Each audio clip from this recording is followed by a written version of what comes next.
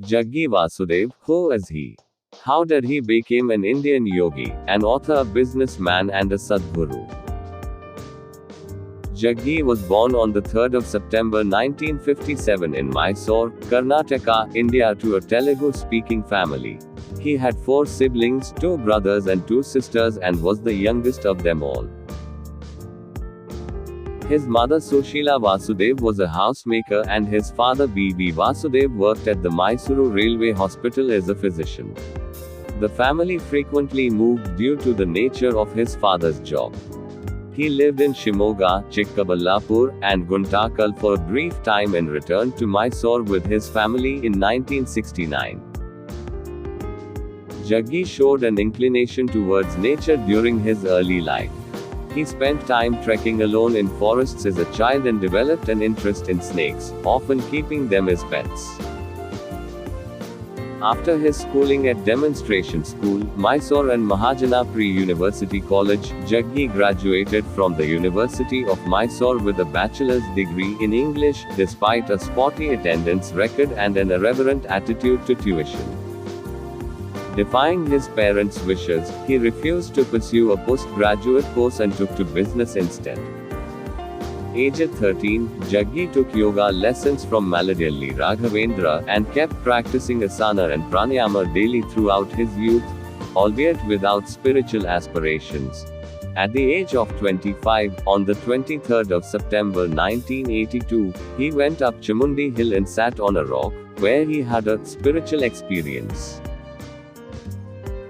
At the age of 25, on the 23rd of September 1982, he went up Chamundi Hill and sat on a rock, where he had a spiritual experience. 6 weeks afterwards, he left his business to his friend and traveled extensively in an effort to gain insight into his mystical experience.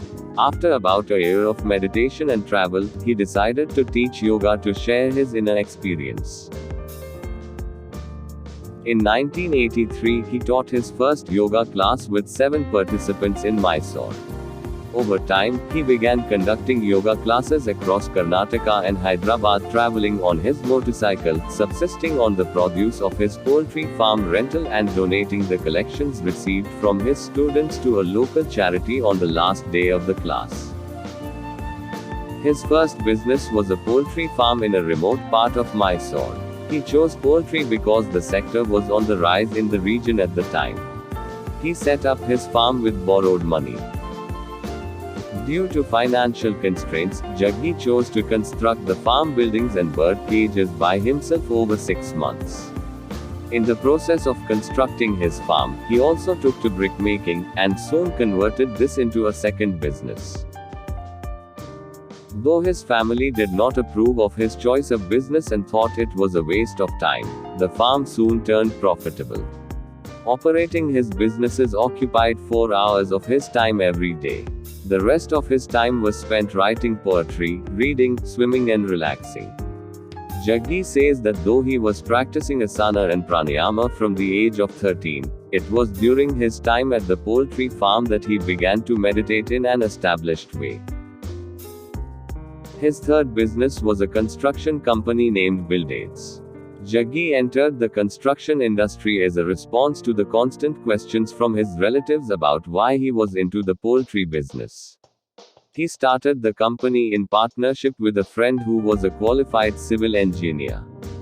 Though Jaggi had no formal engineering training, he used the experience gained from building his poultry farm in his new company. Jaggi is the author of several books. His Inner Engineering, A Yogi's Guide to Joy made the New York Times bestseller list in several categories. Jaggi is also the author of Mystics, Musings and Death, an Inside Story. Jaggi is a frequent public speaker who has been invited to address many prestigious forums and conferences across the globe, such as the United Nations Millennium World Peace Summit, the House of Lords, the Massachusetts Institute of Technology, and the International Institute for Management Development. He has also spoken at the annual World Economic Forum in 2007, 2017 and 2020. Jaggi received the Padma Vibhushan, the second highest civilian award from the Government of India in 2017 in recognition of his contribution to the field of spirituality.